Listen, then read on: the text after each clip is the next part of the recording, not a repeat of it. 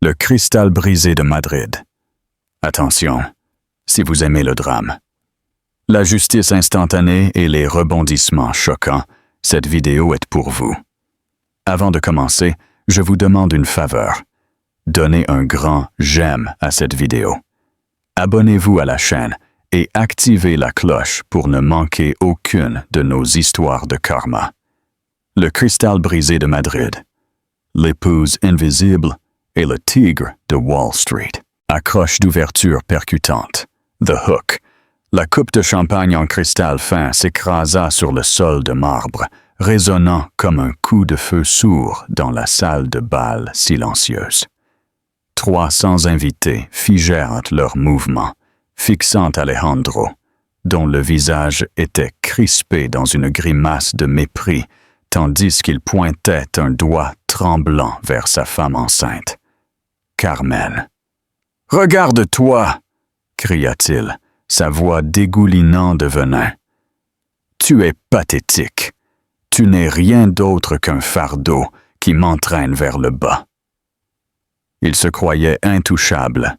Il croyait qu'elle n'était qu'une pauvre serveuse qu'il avait sauvée. Mais Alejandro ignorait totalement que l'imposante berline argentée qui s'arrêtait dans l'allée n'appartenait pas à un invité.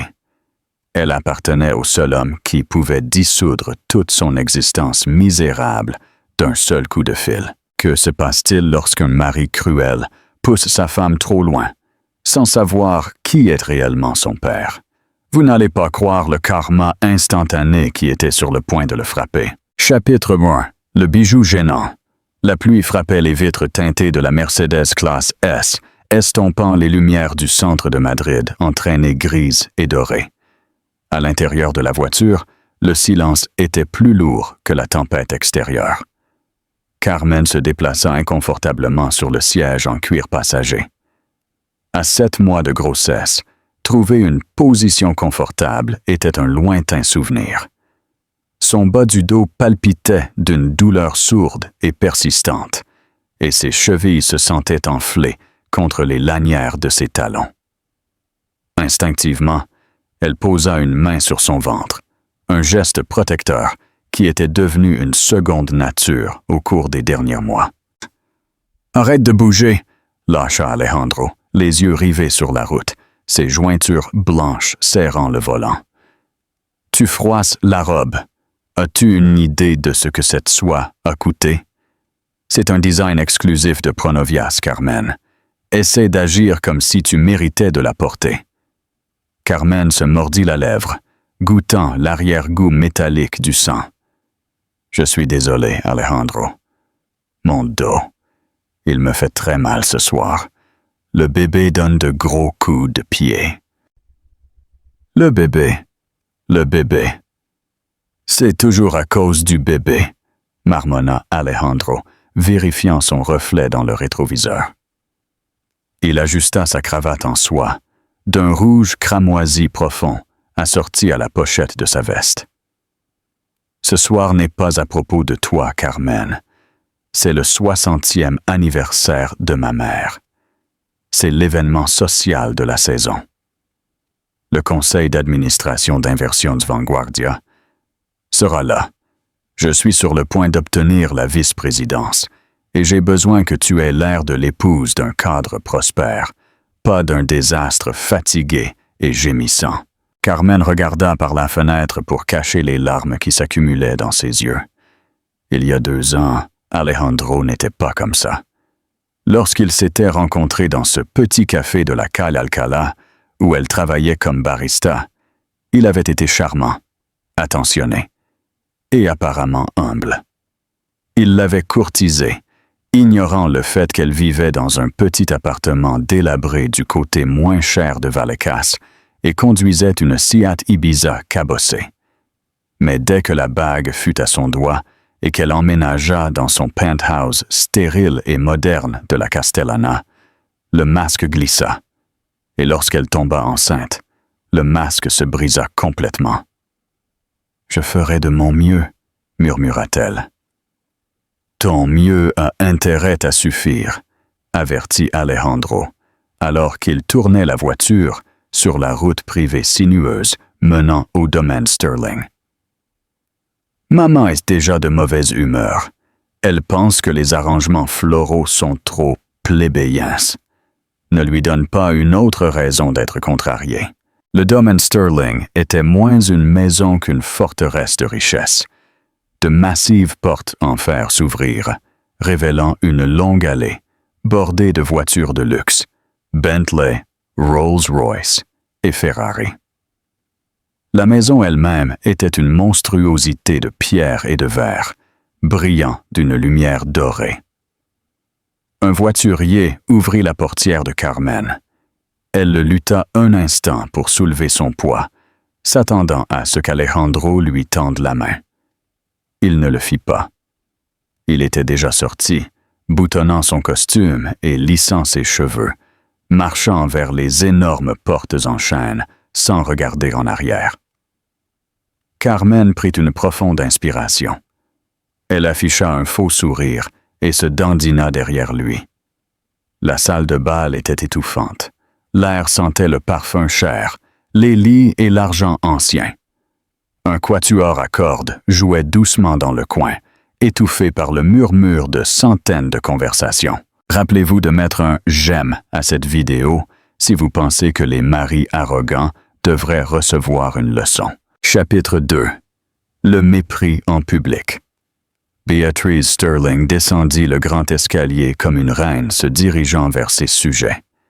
Elle était couverte de diamants qui coûtaient probablement plus cher que tout le quartier où Carmen avait grandi. Sa robe argentée était ajustée, mettant en valeur une silhouette qu'elle maintenait avec une discipline terrifiante. Alejandro inclina légèrement la tête. « Joyeux anniversaire, mère. Tu es éblouissante. » Béatrice embrassa Alejandro sur les deux joues, rayonnante de fierté, avant que ses yeux bleus glacials ne se posent sur Carmen. Le sourire s'évanouit instantanément. « Carmen !» dit Béatrice, d'un ton monocorde. Elle regarda Carmen de haut en bas. Son regard s'arrêta avec désapprobation sur son ventre. « Je vois que tu n'as toujours pas réussi à perdre cette rétention d'eau sur ton visage. Et cette robe suggérait spécifiquement du bleu marine.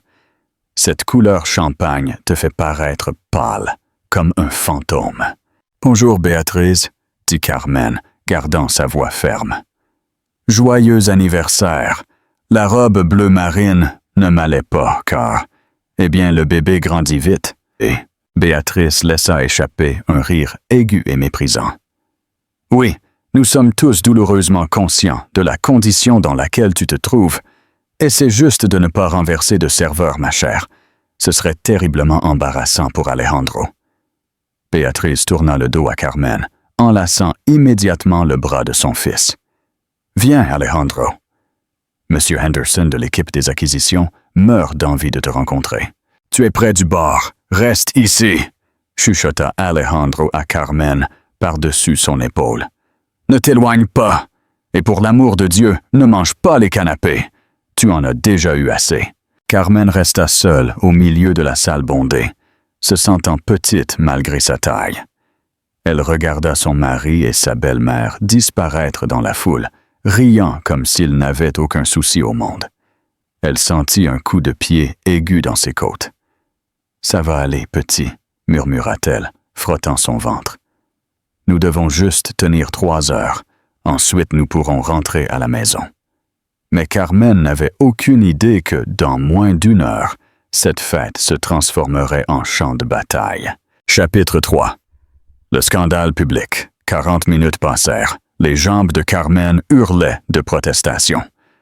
Elle avait essayé de trouver une chaise, mais chaque siège semblait être occupé ou réservé par un sac Gucci méticuleusement placé. Elle s'appuya contre un pilier de marbre près de l'entrée du service traiteur, essayant de ne pas gêner. Elle avait soif, une soif désespérée. Elle croisa le regard d'un serveur qui passait. « Excusez-moi, pourriez-vous m'apporter un verre d'eau, sans glace? » Le serveur, un jeune homme qui semblait terrorisé par les invités, hocha rapidement la tête. « Bien sûr, madame, tout de suite. Pendant qu'elle attendait, elle scanna la salle à la recherche d'Alejandro. Elle le vit près des portes du patio. Il n'était pas avec M. Anderson. Il se tenait intimement près d'une femme que Carmen reconnut, Isabelle Ferrer. Isabelle était la fille d'un magnat de l'immobilier de Barcelone. Grande, blonde et dangereusement belle. Elle était tout ce que Béatrice voulait pour belle-fille. Carmen regarda Isabelle rire, posant une main sur la poitrine d'Alejandro. Alejandro ne s'écarta pas. En fait, il se pencha, murmurant quelque chose à l'oreille d'Isabelle, qui la fit rire et se mordre. La phrase est coupée dans l'original. Y morderse el un nudo frio se formó. Je continue le sens. Un nœud froid se forma dans l'estomac de Carmen. Plus froid que la climatisation. Ce n'était pas la première fois qu'elle les voyait ensemble. Des SMS tardifs, des réunions d'affaires qui s'éternisaient jusqu'à 2 heures du matin. L'odeur de parfum inconnue sur ses chemises. Carmen n'était pas stupide, elle était juste piégée. Elle n'avait pas d'argent à elle, pas de famille proche et un bébé en route. Le serveur revint avec son eau. « Tenez, madame. »« Merci, » dit-elle, tendant la main vers le verre. Mais avant que ses doigts ne puissent se refermer autour du pied, une main lourde s'écrasa sur son épaule. Sursautant, Carmen se recroquevilla. Sa main heurta le plateau et le verre d'eau bascula, éclaboussant du liquide glacé sur le devant de sa coûteuse robe de soie et sur le sol poli. Grosse maladroite, haleta Carmen, levant les yeux pour voir Béatrice se tenant là, son visage déformé par la rage. Une petite goutte d'eau avait atterri sur l'ourlet de la robe de Béatrice. « Je suis tellement désolée, Béatrice. Je ne vous avais pas vue, » balbutia Carmen, attrapant une serviette sur le plateau pour éponger l'eau. « Ne me touche pas !» cria Béatrice, giflant la main de Carmen. Le bruit de la gifle fut assez aigu pour percer le murmure environnant. Les têtes commencèrent à se tourner. « Tu gâches tout. D'abord, tu gâches le potentiel de mon fils en le piégeant avec cette chose. Et maintenant, tu gâches ma fête. » Alejandro apparut instantanément, faisant irruption depuis le côté d'Isabelle. « Que se passe-t-il ici? » « Ta femme, » chuchota Béatrice, pointant la petite flaque sur le sol, « vient de me jeter de l'eau. Elle est ivre, Alejandro. Regarde-la. Elle ne peut même pas se tenir debout. »« Je ne suis pas ivre, » s'écria Carmen, son visage brûlant d'humiliation, alors que le cercle de spectateurs grandissait. « J'ai demandé de l'eau. Je suis fatigué, Alejandro. Je voulais juste boire quelque chose. » Alejandro regarda la tache humide sur la robe de Carmen, puis le visage furieux de sa mère. Il ne demanda pas si Carmen allait bien. Il se fichait qu'elle tremble. Il voyait les yeux de l'élite de la ville sur lui, le jugeant à cause de la scène que sa femme de basse classe était en train de faire. « Tu me fais honte, » dit Alejandro, sa voix basse et dangereuse. « Alejandro, s'il te plaît, » supplia Carmen, cherchant son bras. « Je ne me sens pas bien. Je crois que j'ai des contractions. S'il te plaît, ramène-moi juste à la maison. » Alejandro se recroquevilla à son contact, comme si elle était contagieuse. Il regarda autour de la pièce, voyant l'occasion de sauver sa réputation auprès de sa mère et des invités en affirmant sa domination. Il décida de jouer la victime. À la maison, Alejandro laissa échapper un rire moqueur, un son cruel et théâtral, destiné au public.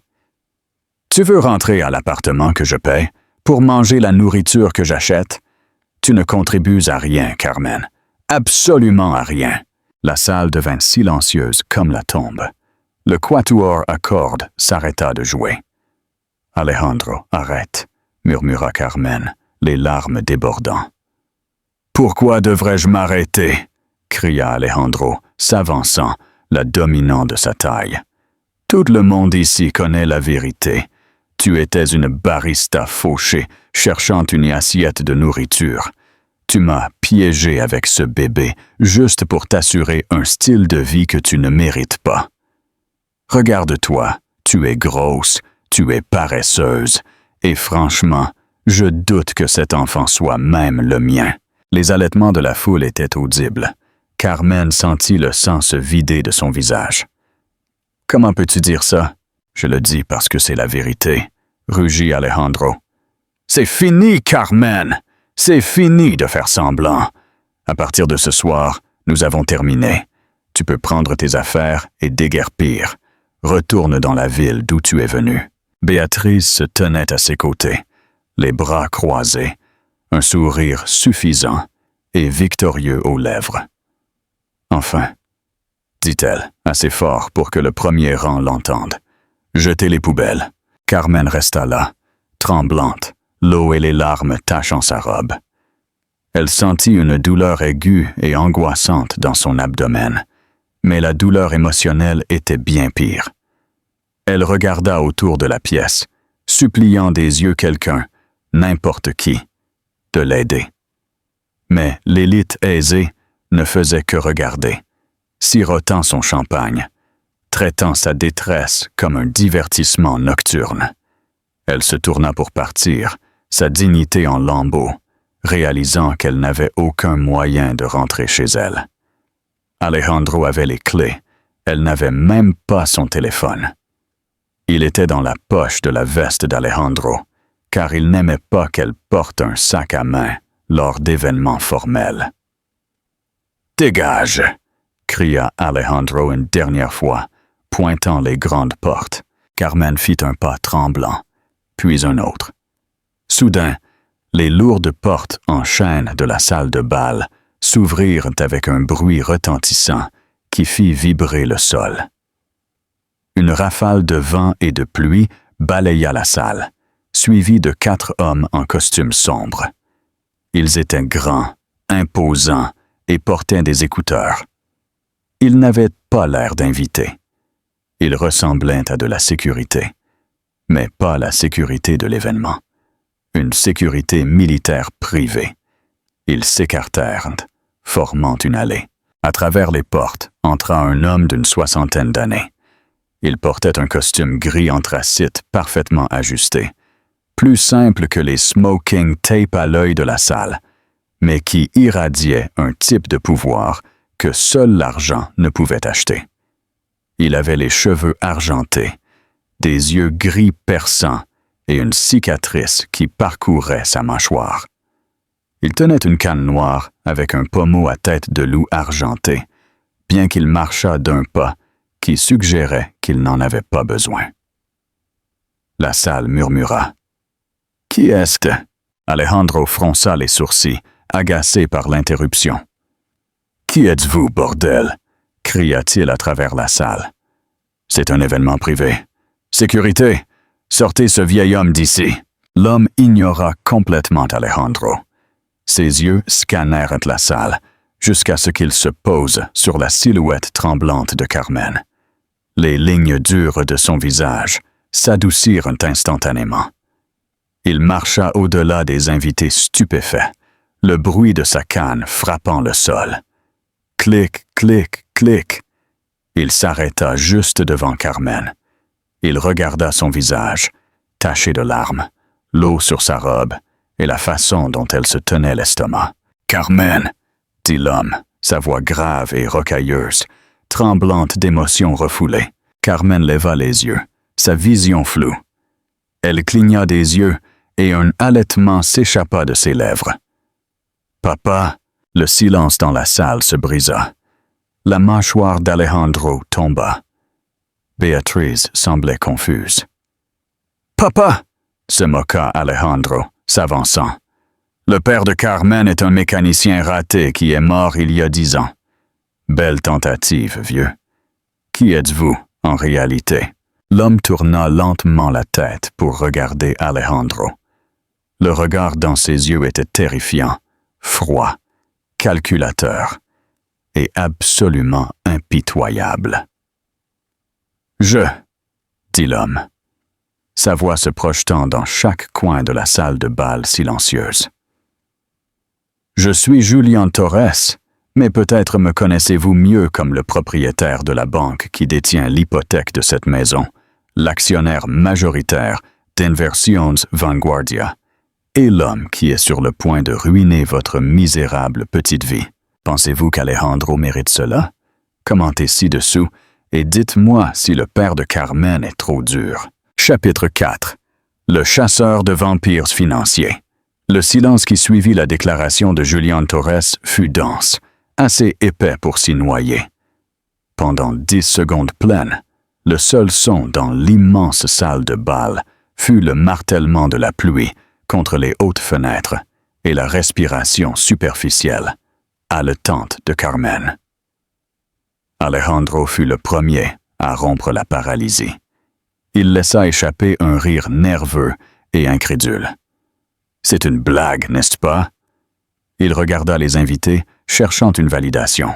« Qui a engagé cet acteur? C'est une sorte de divertissement pour la fête? » Mère. Béatrice, cependant, ne riait pas. Son visage s'était décoloré. Elle regardait Julian avec un regard de reconnaissance naissante et horrifiée.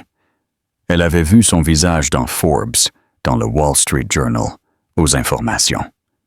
Julian Torres n'était pas un mythe.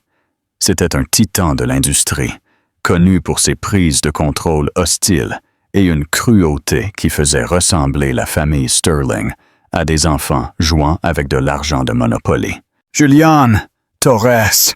murmura Béatrice, sa main tremblante alors qu'elle agrippait son collier de perles. Julian les ignora. Il s'approcha de Carmen, ses yeux balayant son visage, comme s'il mémorisait chaque détail. Il leva doucement sa main, la gardant près de sa joue, mais craignant de la toucher, comme si elle était faite de verre fragile. « Je t'ai cherché pendant 20 ans, » dit Julian, doucement, sa voix se brisant. « Ta mère, elle a changé tes noms. Elle t'a bien caché. Elle pensait que mon monde était trop dangereux pour toi. » Peut-être avait-elle raison. Il regarda les larmes couler sur le visage de Carmen. « Mais je n'ai jamais cessé de chercher. Pas un seul jour. » Carmen sentit une vague de vertige.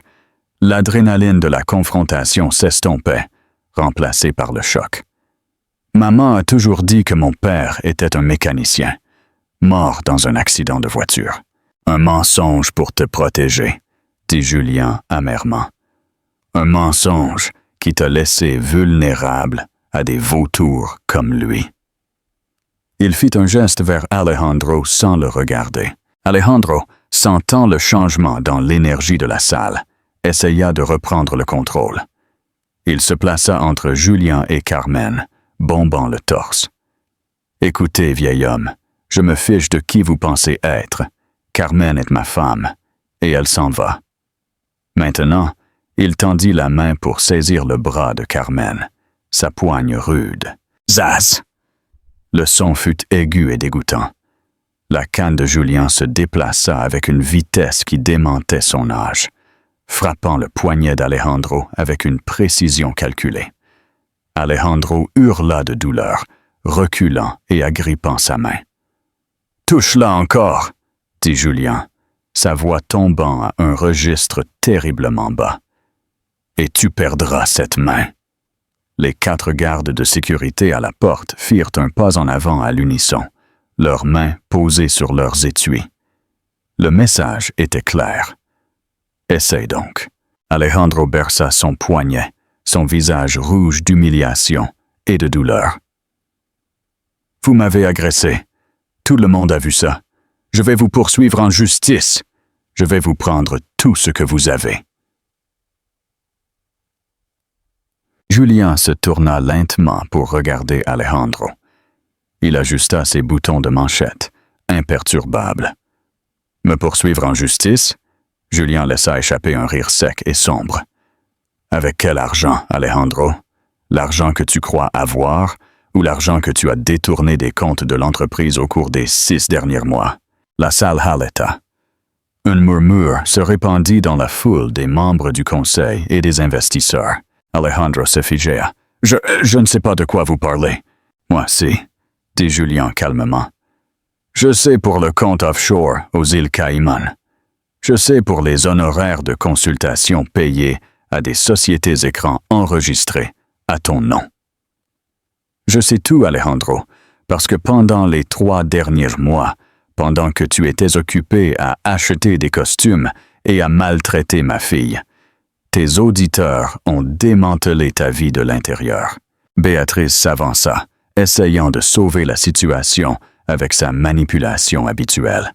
Elle força un sourire tremblant. Monsieur Torres, il y a sûrement un malentendu. Alejandro est une étoile montante chez Vanguardia. Nous sommes une famille respectable. Si Carmen est vraiment votre fille, ce qui est une délicieuse surprise. Vraiment. Alors, nous sommes de la famille. Nous devrions célébrer cette union, pas nous disputer. Elle tendit la main pour toucher le bras de Julien, tentant de charmer. Julien regarda sa main sur sa manche comme si c'était un cafard. « Retirez votre main, » ordonna-t-il. Béatrice retira sa main, comme si elle s'était brûlée. « Famille ?» répéta Julien, sa voix dégoulinant de dédain. « Je me tenais devant ces portes pendant 10 minutes avant d'entrer. J'ai entendu comment vous l'avez traité. Déchet. Un fardeau. Vous avez regardé votre fils humilier une femme enceinte, ma fille portant votre petit enfant, et vous avez ri. Vous avez appelé cela « jeter les poubelles ». Il s'approcha de Béatrice, la dominante. « Vous n'êtes pas de la famille, vous êtes des parasites, et je suis l'exterminateur. »« Vous ne pouvez pas nous parler comme ça dans notre propre maison !» cria Béatrice, sa façade s'effondrant en hystérie. « Sécurité! Sortez-le !» Votre maison? Julien haussa un sourcil, mit la main dans la poche intérieure de sa veste et en sortit un document plié. Il le jeta sur une table voisine. Je vous suggère de lire l'avis de forclusion du prêt bancaire que vous avez manqué il y a 3 mois. Vous viviez à crédit et à temps empruntés. Béatrice, la banque a vendu la dette hier. À moi. Les invités commencèrent à chuchoter frénétiquement. La famille Sterling était en faillite. La maison n'était pas la leur. « Sortez de ma maison », dit Julien calmement. « Mais pas vous, Carmen. Vous restez. C'est votre maison maintenant, si vous la voulez. Ou nous pouvons la raser jusqu'aux fondations. C'est à vous de décider. N'oubliez pas de vous abonner et de partager cette histoire. Aidez-nous à montrer au monde que le karma est réel. Chapitre 7. La maîtresse de la tromperie. La révélation que la famille Sterling était financièrement ruinée envoya des ondes de choc à travers la fête. Les invités commencèrent à se retirer maladroitement, vérifiant leur téléphone, faisant signe à leur voiturier.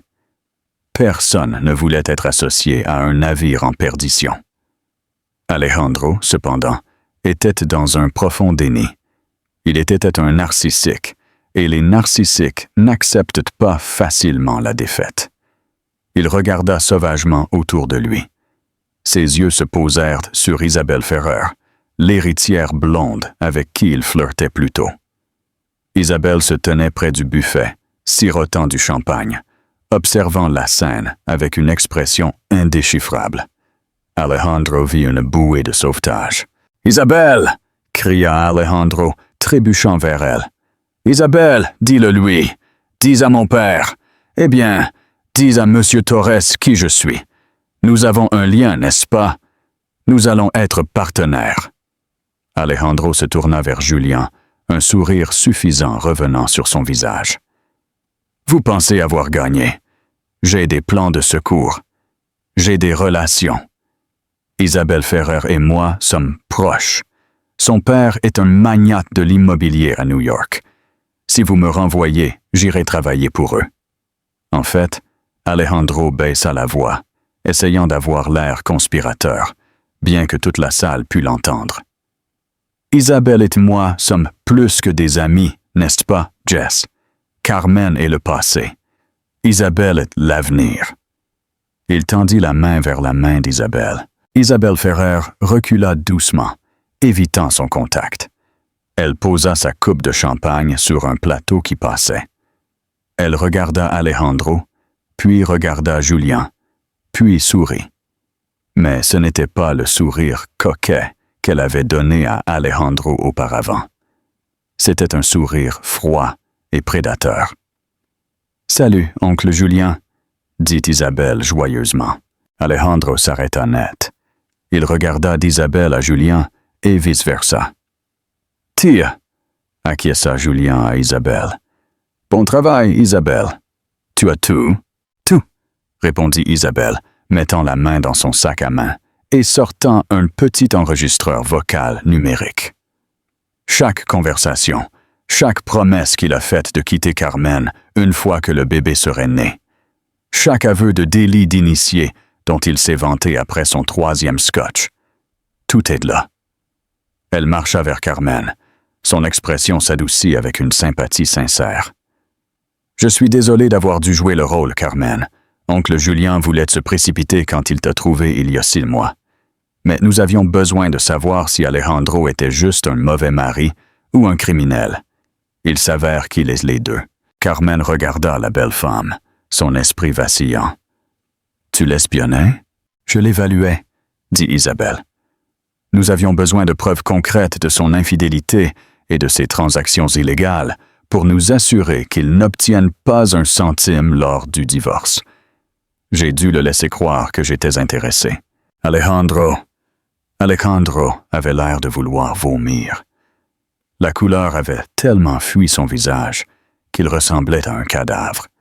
La femme qu'il pensait être son amante était en fait une infiltrée. La femme qu'il pensait être son ticket pour une vie meilleure était celle qui remettait les clous de son cercueil à son oncle. « Tu m'as piégé », murmura Alejandro. « Espèce de sorcière !»« Je t'ai reflété, Alejandro », répliqua Isabelle sèchement. « Je t'ai montré ce que tu voulais voir, une femme superficielle et riche, qui se fichait de la morale. Tu es tombé dans le panneau, parce que c'est exactement ce que tu es. » Julien frappa sa canne sur le sol, ramenant l'attention sur lui. Le conseil d'administration de Vanguardia est en réunion d'urgence par visioconférence en ce moment même. Je l'ai initié il y a 10 minutes. Sur la base des preuves qu'Isabelle vient de télécharger sur son serveur sécurisé concernant votre détournement de fonds et votre espionnage d'entreprise, vous êtes effectivement licencié avec effet immédiat. Julien vérifia sa montre. En fait, sachant à quelle vitesse le service juridique travaille, vous avez été licencié il y a 2 minutes. Vous perdez vos stock options. Vous perdez votre indemnité de départ. Vous perdez la voiture de fonction. « Ma voiture, » balbutia Alejandro. « Mais mes clés sont dans ma poche. »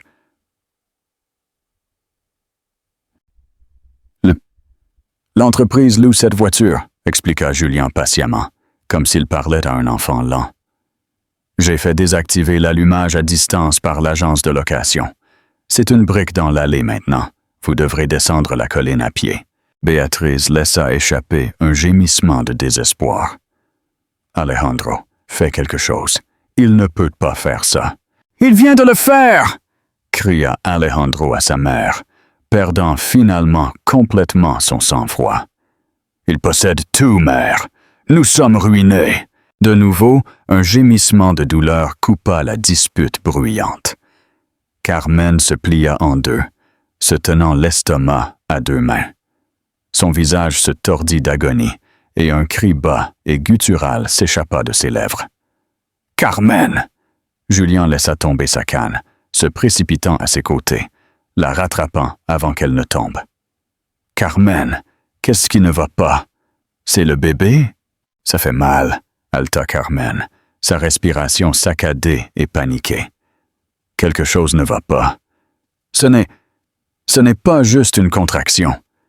Je sens trop de pression. » Elle regarda vers le bas. Un filet constant de liquide coulait le long de sa jambe, mais il n'était pas clair. Il était teinté de sang. « Elle fait une hémorragie, » dit Isabelle, sa voix devenant urgente et professionnelle. « Nous avons besoin d'une ambulance, tout de suite. »« Pas le temps pour une ambulance, » aboya Julian, soulevant Carmen dans ses bras avec une force qui défiait son âge. « Mon hélicoptère est sur la plateforme au pied du domaine. Nous allons à San Judas.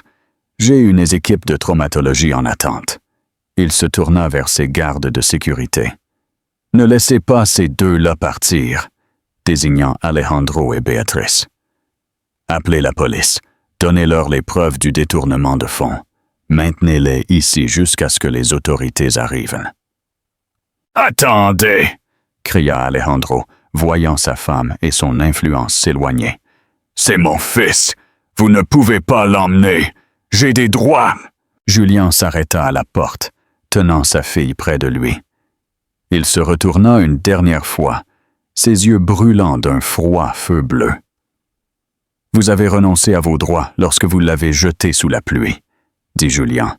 « S'il arrive quoi que ce soit à ma fille ou à mon petit-fils ce soir, Alejandro, la prison sera l'endroit le plus sûr pour vous, parce que si vous êtes dans la rue, je vous marierai.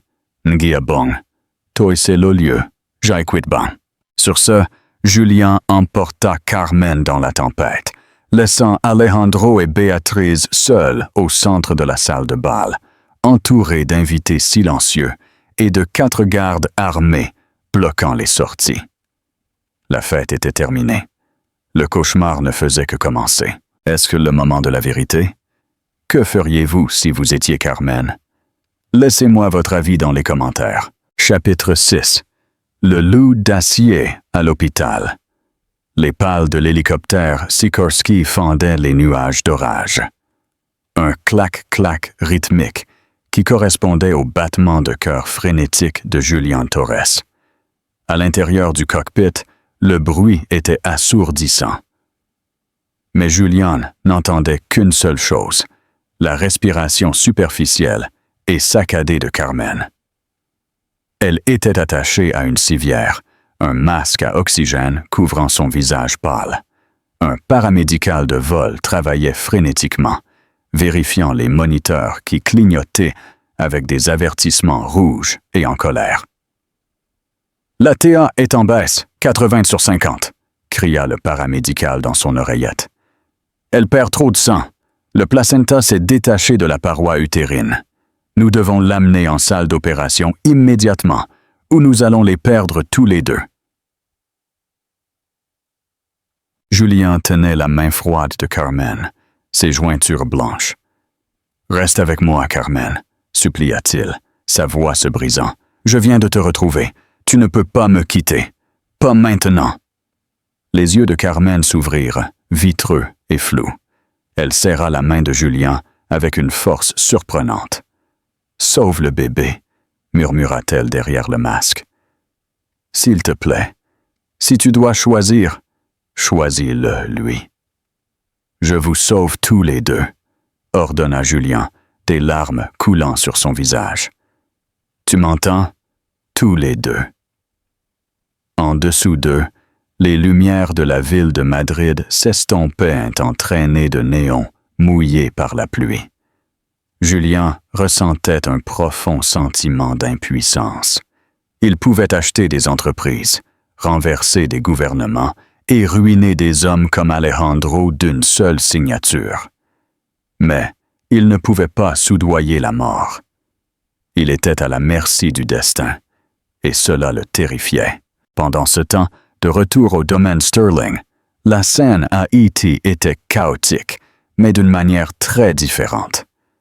L'élégant quatuor à cordes avait été remplacé par le grésillement des radios de police et les lumières rouges et bleues clignotantes de 6 voitures de patrouille garées sur la pelouse. Alejandro était poussé vers une voiture de patrouille, ses mains fermement menottées dans son dos. La pluie collait sa coûteuse chemise de soie à sa peau, ruinant la tenue qu'il avait mis 2 heures à choisir. « C'est une erreur !» cria Alejandro, luttant contre la poigne d'un officier costaud. « Savez-vous qui je suis? Je suis le vice-président d'Inversions Vanguardia. Vous ne pouvez pas m'arrêter sur la parole d'un vieil homme sénile. Vous êtes en état d'arrestation pour fraude de détournement de fonds d'entreprise et violation des valeurs mobilières, récita l'officier, imperturbable.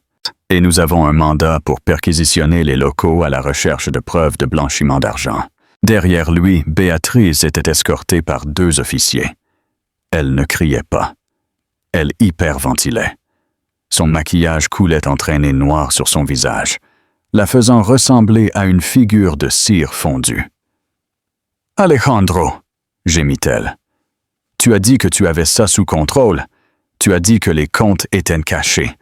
Comment as-tu pu être aussi stupide? » Alejandro se retourna, son visage déformé par un grognement. « Moi, c'est toi qui as dit que nous devions rénover l'aile Est. C'est toi qui as commandé le traiteur à 50 000 € pour ce soir.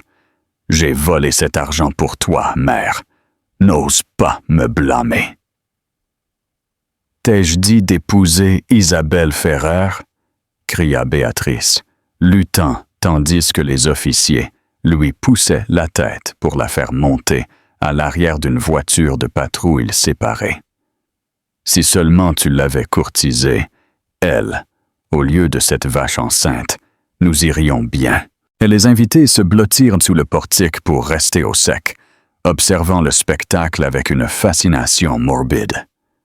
Des iPhones se levèrent, filmant chaque seconde. Au matin, la vidéo de la chute des Sterling aurait des millions de vues. L'exil social fut instantané et total. À l'hôpital San Judas, l'hélicoptère atterrit sur le toit. Une équipe de médecins et d'infirmières en blouse bleue attendait déjà, les roues des civières grinçant alors qu'ils couraient vers l'appareil. Homme, 34 semaines de gestation, hémorragie maternelle, décollement placentaire, cria le médecin principal alors qu'il transférait Carmen. Allez, allez, allez, la salle d'opération, est prête. Julien tenta de les suivre en salle d'opération, mais une infirmière l'arrêta aux portes battantes. « Monsieur, vous ne pouvez pas entrer là-dedans. C'est un champ stérile. Nous avons besoin d'espace pour travailler. »« C'est ma fille !» rugit Julien, le panique le submergeant. « Et nous essayons de lui sauver la vie, » dit l'infirmière fermement mais gentiment. « S'il vous plaît, laissez-nous faire notre travail. Attendez ici. » Les portes se refermèrent, coupant la vue de Carmen entourée par l'équipe chirurgicale. Julien resta debout dans le couloir blanc et stérile, l'odeur d'antiseptique,